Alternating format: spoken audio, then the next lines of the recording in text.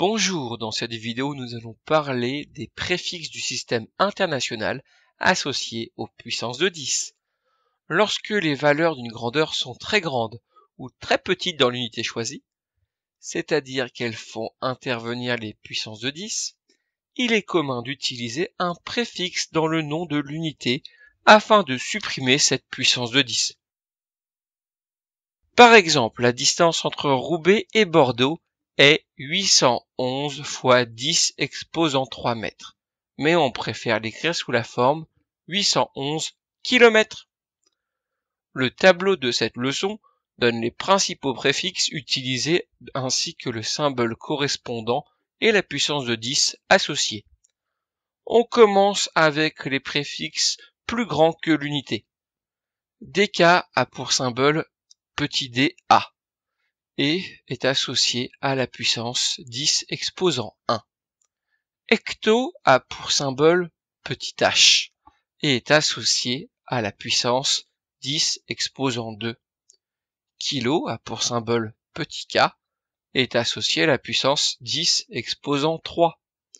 Méga est associé au symbole M majuscule et est associé à la puissance 10 exposant 6.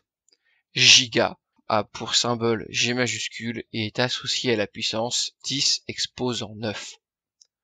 On enchaîne avec les préfixes plus petits que l'unité. Déci a pour symbole D minuscule et est associé à la puissance 10 exposant -1. Centi a pour symbole C minuscule et est associé à la puissance 10 exposant -2. Milli a pour symbole petit m minuscule et est associé à la puissance 10 exposant -3. Micro a pour symbole la lettre grecque mu et est associé à la puissance 10 exposant -6. Nano a pour symbole petit n minuscule et est associé à la puissance 10 exposant -9. Plus rarement, on peut tomber sur 10 exposant -12, qui correspond à Pico et a pour symbole un P minuscule. 10 exposant -15, qui correspond à Femto, a pour symbole un F minuscule. 10 exposant 12, qui correspond à Terra, a pour symbole un T majuscule. 10 exposant 15, qui correspond à Peta, a pour symbole un P majuscule. Vous l'aurez remarqué dans ce chapitre, les lettres en minuscules et en majuscules ont de l'importance. Par exemple, un M minuscule représente milli, tandis qu'un M majuscule représente méga. Pour terminer, on va faire des exemples. 1 gigawatt, on regarde dans le tableau, giga vaut 10 exposant 9, donc 1 gigawatt égale 10 exposant 9 watts. Un hectolitre égale, on regarde dans le tableau, hecto vaut 10 exposant 2. Donc 1 hectolitre égale 10 exposant 2 litres.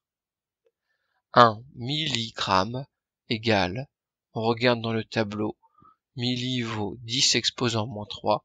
Donc 1 milligramme égale 10 exposant -3 grammes. Un nanomètre.